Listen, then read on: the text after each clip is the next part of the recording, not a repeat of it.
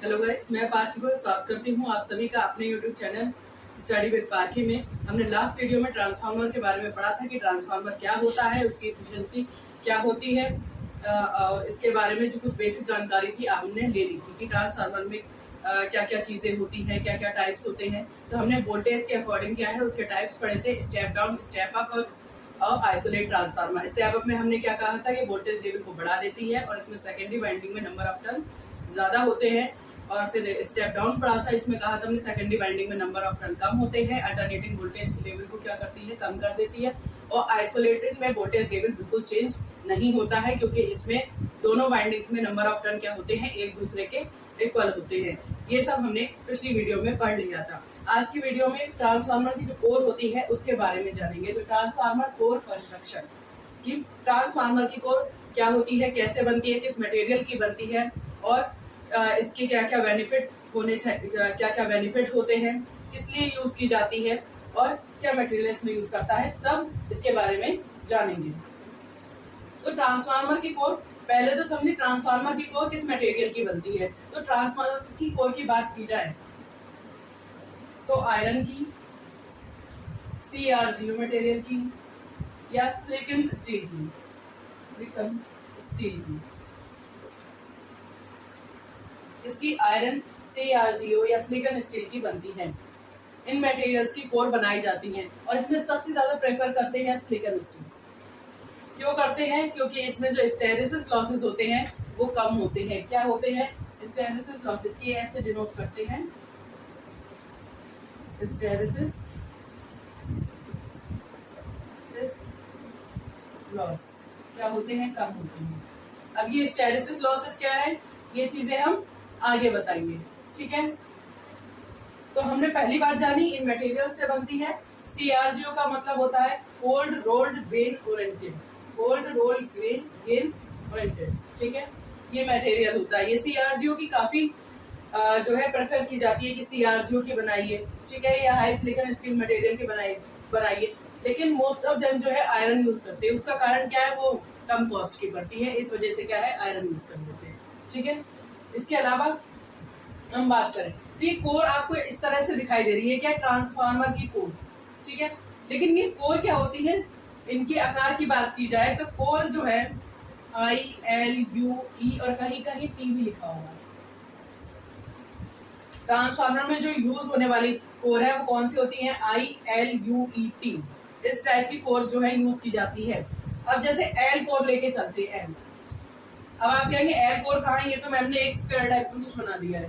देखिए कैसे बनता है ये देखिए, ये आपके एल है, ठीक है, एल। अब हम इस टाइप से कर दे, एक और एल जोड़ दे इसमें, इस टाइप से बताइए बन गई आपकी ट्रांसफार्मर की कोर, बन गई कि नहीं, ठीक है। तो इस टाइप से क्या, एल टाइप से हमने क्या बनाई, ट्रांसफार्मर की कोर। तो इसी तरीके से आई को 2 आई ले लिए, 3 आई ले लिए, टी से, ई से, इस तरह से कोर बन जाती। जैसे ई से बनानी है तो कैसे बन जाएगी, इसी तरह से 2 ई और जोड़ दीजिए,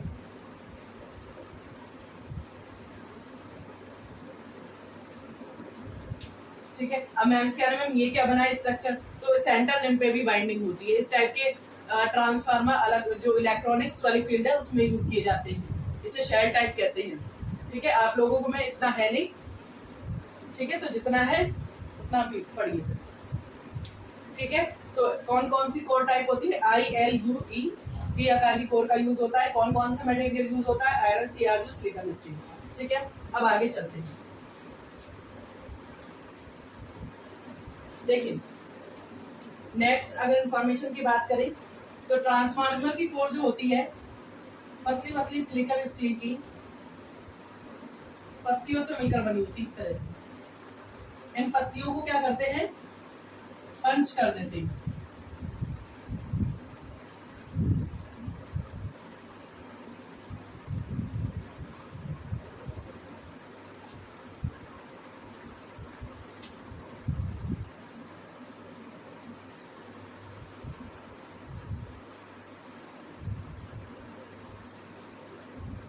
ये आपको ये जो लाइंस दिखाई गई है, ये क्या है?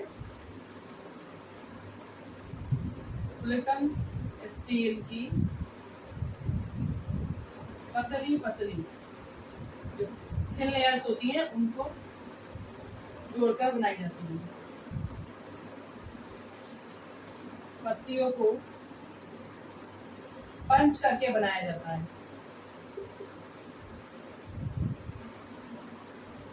ठीक है, ये क्या होती है? सिलिकॉन स्टील की क्या करते हैं, जो पतली पतली पत्तियां होती हैं, ठीक है, शीट्स होती हैं, उनको क्या करते हैं? पहले लैमिनेटेड करते, ऐसे नहीं जोड़ देते, पहले उसे लैमिनेटेड करते। लैमिनेटेड का मतलब होता है उसपे किसी मटेरियल की वार्निश कर दी जाती है या दूसरे मटेरियल की लेयर उसको चढ़ा दी जाती है, और उन पत्तियों का क्या करते हैं? पंच यानी इकट्ठा करके एकदम अटैच कर देते हैं, और उसके बाद ये कोर बनाई जाती है।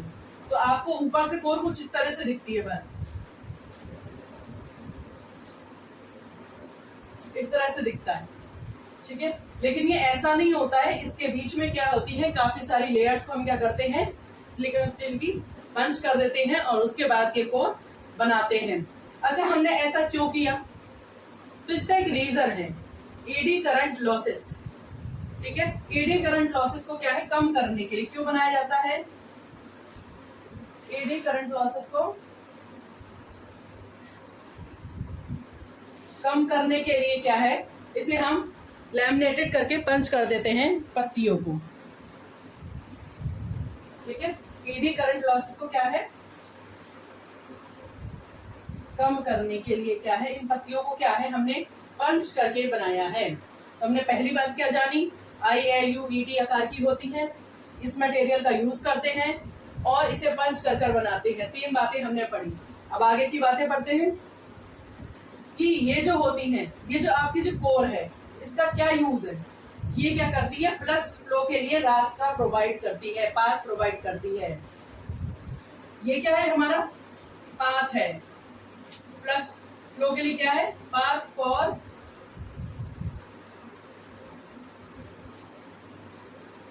फ्लो ऑफ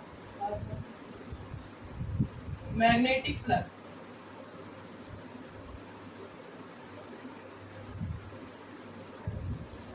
ये क्या होती है? आपकी मैग्नेटिक कोर होती है। कैसी कोर होती है? मैग्नेटिक कोर है।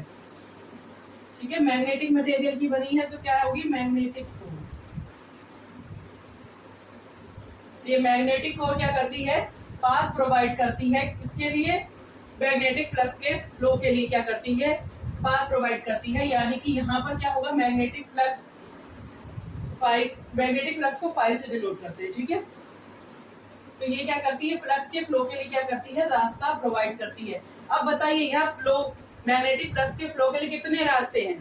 तो देखिए, कहीं से भी शुरू हो, मान लीजिए यहाँ से शुरू हो रहा है, तो यही तो रास्ता है, यही तो रास्ता है। तो कितने रास्ते? एक रास्ता है। ठीक है, जेई वाले बच्चे थोड़ा ध्यान देंगे, क्वेश्चन यहाँ से आते हैं। क्वेश्चन आपके यहाँ कोर के साइज उससे नहीं, एक तो आएगा यहाँ मटेरियल से कि कौन सा मटेरियल यूज किया जाता है या मोस्टली प्रेफर किया जाता है, तो उस लेकर स्टील। ठीक है, और दूसरा फ्लक्स फ्लो के कितने रास्ते हैं? तो एक रास्ता है। मैग्नेटिक कोर कैसी है? यानी कि कैसे मटेरियल की है? मैग्नेटिक मटेरियल की है। अब देखिए, अब आगे बढ़े तो अब ट्रांसफार्मर की वाइंडिंग की बात करते हैं। वाइंडिंग की बात करते हैं। चलिए, ये सब मैं आपको भी लिखवा दूंगी।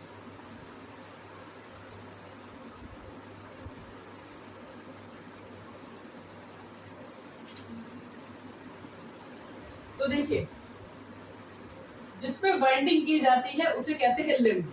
क्या कहते हैं? लिम्ब। ये कोर के क्या है? ये साइड क्या है? लिम्ब है।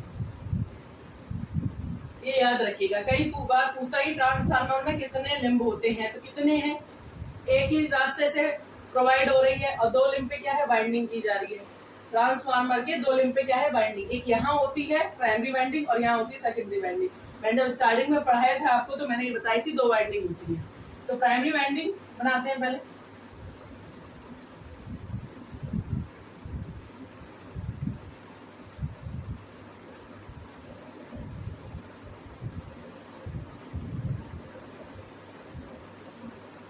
प्राइमरी वाइंडिंग, और यहाँ बनाते हैं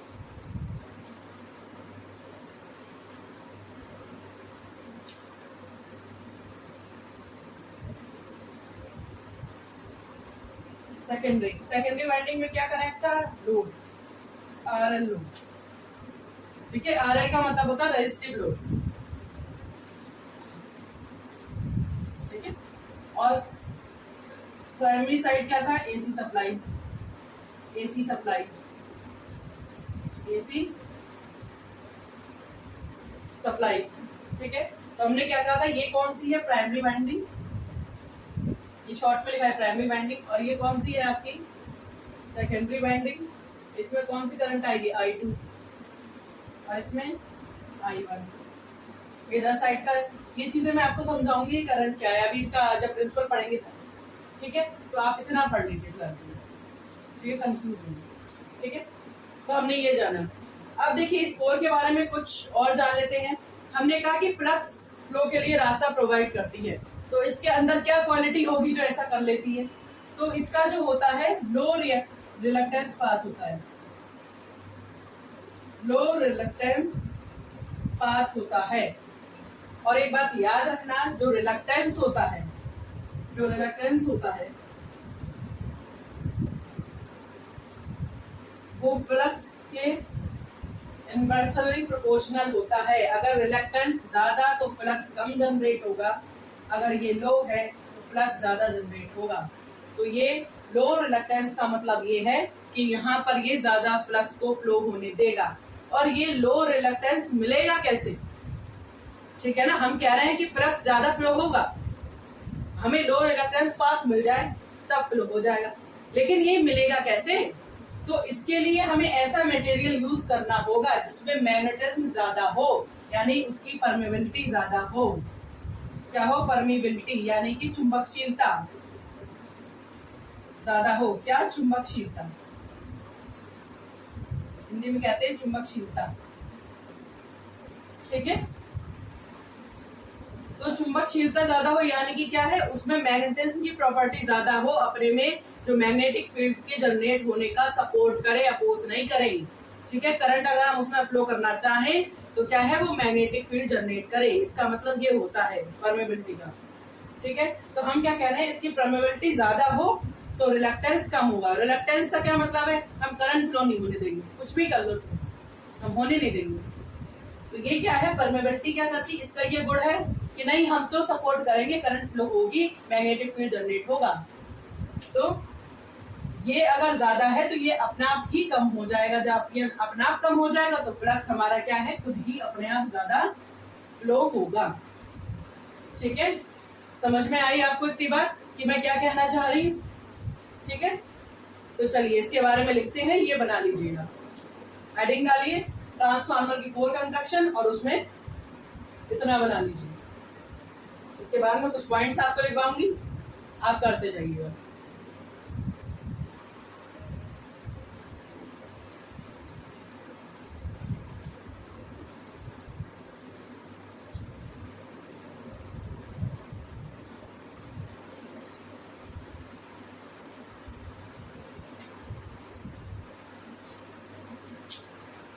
देखिए ट्रांसफार्मर की कोर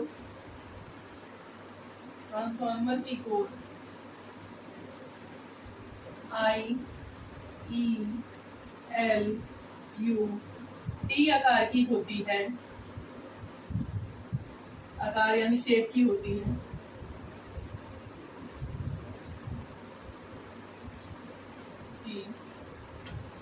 होती है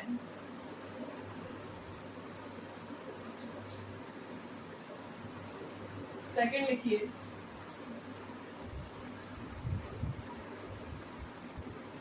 ट्रांसफार्मर की कोर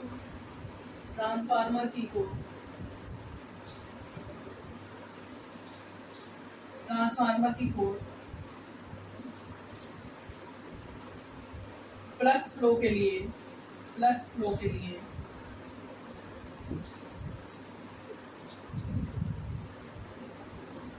पाथ प्रोवाइड करती है। क्या करती है? पाथ प्रोवाइड करती है। अभी हमने देखा था फ्लक्स फ्लो के लिए क्या कर रही थी? रास्ता दे रही थी, पाथ प्रोवाइड करती है।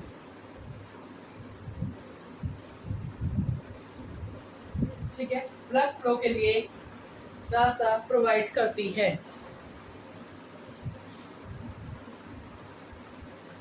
ट्रांसफार्मर की कोर कैसी होनी चाहिए? लो रिएक्टेंस पाथ प्रोवाइड करने वाली होनी चाहिए। या यहाँ से ये लिख लीजिए कि फ्लो के लिए क्या है, लो रिलक्टेंस पाथ प्रोवाइड करती है, ऐसा लिख लीजिए। चाहे ये लिख लीजिए के लिए लो रिलक्टेंस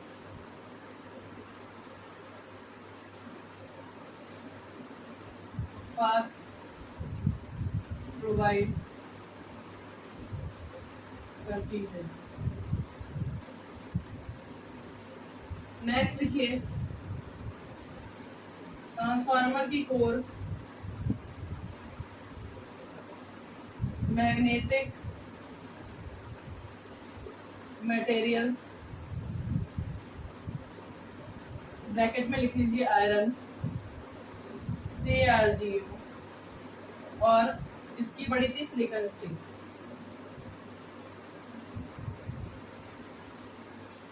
की बनी होती है, की बनी होती है।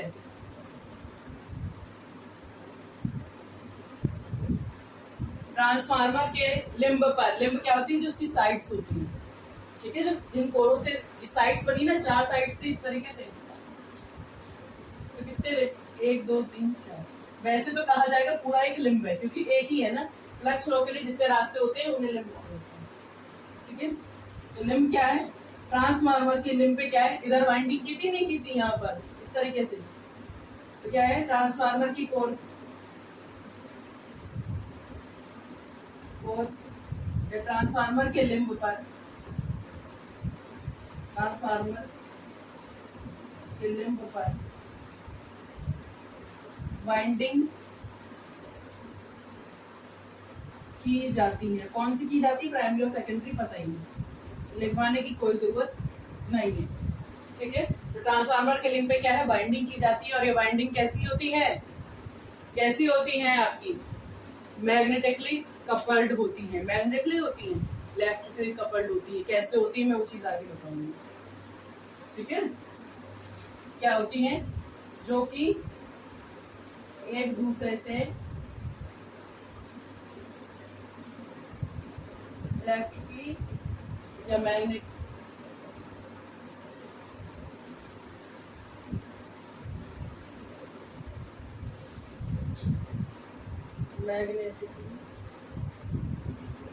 मैग्नेटिकली कपल्ड होती है, कपल्ड होती है, ठीक है। तो इसका आकार क्या होता है, पाथ प्रोवाइड करती है, मैग्नेटिक मटेरियल की बनी होती है, और हमने क्या कहा, इसकी लिम्ब पे क्या होते हैं, वाइंडिंग की जाती है, प्राइमरी सेकेंडरी होती है, बताइए आपको, और जो क्या होती है, एक दूसरे से मैग्नेटिकली कपल्ड होती है, क्योंकि देखो भैया कोर पे वाइंडिंग है, जब कोर पे वाइंडिंग है तो इसी का फ्लक्स जनरेट होगा जो इसमें लिंक करेगा। अब इसका प्रिंसिपल आपको पढ़ाती हूँ तब आपको ये समझ में आएगा कहने का क्या मतलब है, ठीक है। तो इसे लिख लीजिए,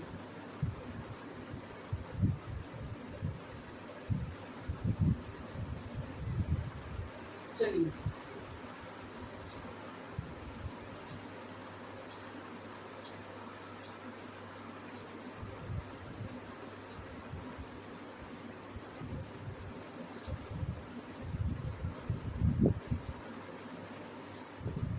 देखिए, अभी मैंने आपको ट्रांसफार्मर बना के दिखाया था। अब डालिए heading, working principle of transformer. क्या है, ट्रांसफार्मर का वर्किंग प्रिंसिपल, कार्य सिद्धांत क्या होता है वो पढ़ेंगे। वर्किंग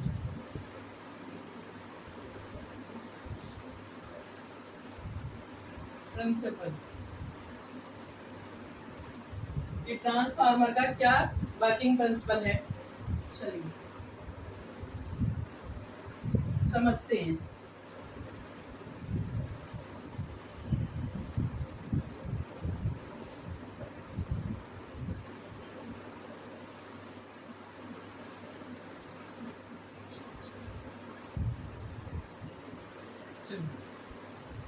फटाफट से फिर से वही डायग्राम बना लीजिए।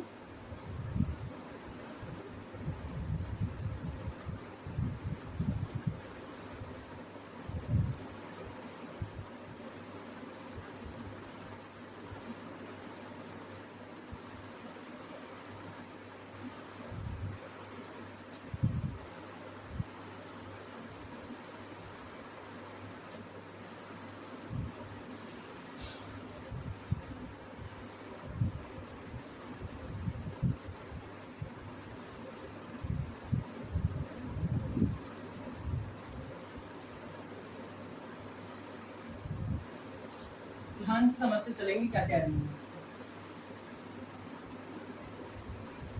ठीक है, तो ये हमारी क्या थी, ट्रांसफार्मर की क्या है, ये है ट्रांसफार्मर का एक बेसिक स्ट्रक्चर। अब इससे समझते हैं इसके कैसे वर्क करता है। तो देखिए, हमने सबसे पहले क्या करा है, एसी सप्लाई दी है। जब सप्लाई देंगे तो क्या है, एसी सप्लाई क्या, वोल्टेज दिया होता है। तो हमने एसी सप्लाई दी तो इसमें क्या होगा, करंट फ्लो होगी।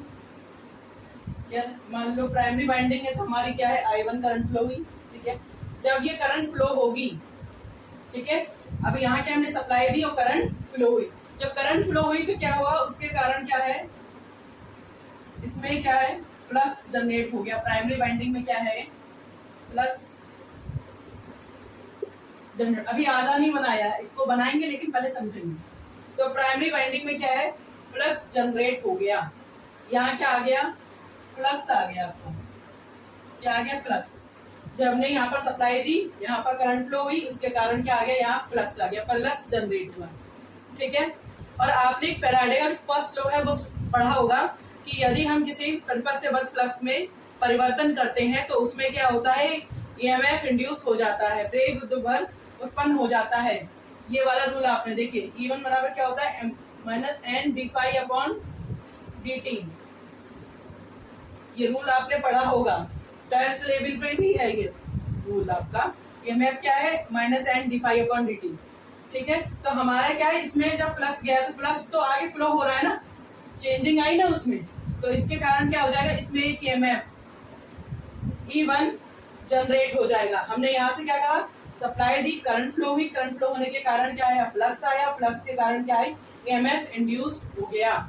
अब ये क्या है, ये फ्लक्स क्या है हमारा, सेकेंडरी वाइंडिंग में भी लिंक करेगा, करेगा ना। अब यहाँ से फ्लक्स फ्लो हो रहा है तो ये सेकेंडरी वाइंडिंग में भी जो है लिंक करेगा। तो यहाँ से जब ये फ्लक्स लीक हुआ तो इसमें लिंक करा सेकेंडरी वाइंडिंग में, जो हमारी क्या, सेकेंडरी वाइंडिंग, ये क्या है, प्राइमरी वाइंडिंग। जब इसमें लिंक करा तो इसमें भी क्या है, इसी नेचर का फ्लक्स जनरेट हो गया। जब इसी नेचर का फ्लक्स जनरेट हुआ तो ईएमएफ भी इसमें आ गया। तो इसमें कौन सा ईएमएफ जनरेट हुआ, इंड्यूस्ड हुआ, E2। तो हमने क्या पढ़ा कि सबसे पहले हमने सप्लाई दी, सप्लाई के कारण करंट आई, करंट के कारण फ्लक्स जनरेट हुआ, इसके कारण क्या हुआ, जो फ्लक्स चेंजिंग के कारण या ईएमएफ इंड्यूस हुआ। यही फ्लक्स जो है सेकेंडरी वाइंडिंग में जो है लीक किया, तो यहाँ पर भी क्या है, फ्लक्स जनरेट होने लगा, उसके कारण क्या है, ईएमएफ E2 आ गई। अब देखो सेकेंडरी वाइंडिंग में फ्लक्स जनरेट होगा तो यहाँ करंट कौन सी हो जाएगा, I2। लोड के अक्रॉस करंट क्या है, I2। ठीक है, तो आई होप आपको जितना मैं समझा रही हूँ समझ में आ रहा है। ठीक है, इस तरीके से हमारा क्या है, यही इसका वर्किंग प्रिंसिपल है, यही चीज आपको लिखनी है जो मैं आपको बता रही हूँ। ठीक है, और ये इसका वर्किंग प्रिंसिपल क्या है, म्यूचुअल इंडक्शन। म्यूचुअल इंडक्शन, और म्यूचुअल इंडक्शन क्या है, अन्योन प्रेरण का क्या मतलब होता है, जैसे हमने दो कॉइल रखी है,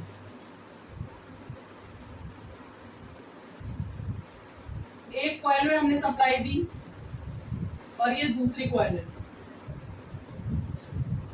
ठीक है, इसमें हमने कोई सप्लाई नहीं दी, कोई सप्लाई नहीं दी है, बस क्लोज्ड है, क्लोज है। ओपन होगी तो भैया कोई फर्क ही नहीं पड़ेगा। अब हमने क्या यहाँ सप्लाई दी तो यहाँ पर क्या आई, करंट आई, करंट आई तो यहाँ क्या हुआ, फ्लक्स जनरेट हुआ, फ्लक्स जनरेट हुआ इस तरीके से। ठीक है, इस तरीके से फ्लक्स जनरेट हुआ, फ्लक्स के कारण इसमें ईएमएफ आ गया E1। अब ये क्या है, ये फ्लक्स क्या है, इसी सेकेंडरी वाइंडिंग से क्या है, जो दूसरी कॉइल रखी है उससे अटैच हो जाएगा, और इसमें भी फ्लक्स आ गया तो इसमें भी क्या आ जाएगा, ईएमएफ। ठीक है, तो इसे म्यूचुअल इंडक्शन कहते हैं कि एक में हम सप्लाई दें और उसी के फ्लक्स की वजह से हमारे क्या है, जिसमें हमने सप्लाई नहीं दी है उस वाइंडिंग में क्या है, फ्लक्स जनरेट हो जाए, ईएमएफ इंड्यूस हो जाए, तो उसे क्या कहते हैं हम, म्यूचुअल इंडक्शन। यानी एक के कारण क्या है, दूसरे में फ्लक्स का जनरेट होना, उसे क्या कहते हैं, म्यूचुअल इंडक्शन, अन्योन प्रेरण। हिंदी में कहते हैं अन्योन प्रेरण। ठीक है, अन्योन प्रेरण। चलिए इसको बनाइए, बनाइए इसको। अब मैं बोल रही हूँ, आप लिख लीजिए। बार बार कहाँ तक लिखना पड़ेगा, मैं बोल रही हूँ आप लिख लीजिए। देखिए, ट्रांसफार्मर म्यूचुअल इंडक्शन के प्रिंसिपल पर वर्क करता है। ट्रांसफार्मर म्यूचुअल इंडक्शन के प्रिंसिपल पर वर्क करता है। जब ट्रांसफार्मर की प्राइमरी वाइंडिंग को एसी सप्लाई दी जाती है, तो प्राइमरी वाइंडिंग में करंट I1 फ्लो होती है, जिसके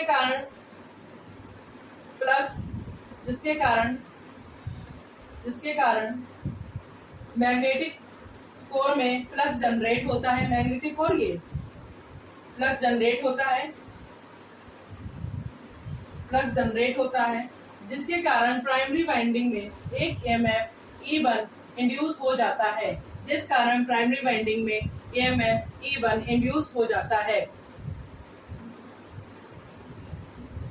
प्राइमरी वाइंडिंग का फ्लक्स सेकेंडरी वाइंडिंग से लिंक करता है,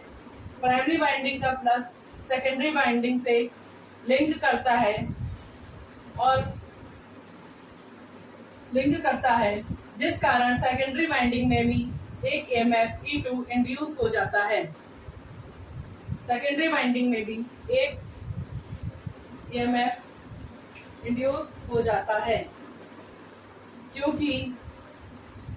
क्योंकि प्राइमरी और सेकेंडरी वाइंडिंग एक दूसरे से मैग्नेटिकली कपल होती है या चुंबकीय रूप से एक दूसरे से जुड़ी होती हैं, जैसा लिखना चाहे, मैग्नेटिकली कपल्ड होती हैं। ठीक है, तो ये था इसका वर्किंग प्रिंसिपल। देखिए, तैयार जरूर कर लीजिएगा। ट्रांसफार्मर क्या है, अपने आप पे बहुत इंपॉर्टेंट टॉपिक है। इसके आगे हम आइडियल ट्रांसफार्मर क्या होता है और इसके लॉसेस, ये 2 टॉपिक पढ़ेंगे और उसके बाद मोटर पर चलेंगे। ठीक है, ये चैप्टर बहुत इंपॉर्टेंट है 4th सेमेस्टर के लिए, तो इसको पूरा अच्छे से तैयार कर लेना, कुछ नहीं छोड़ना, इसमें छोड़ने जैसा कुछ है ही नहीं इसमें। ठीक है, अच्छे से तैयार कर लीजिएगा।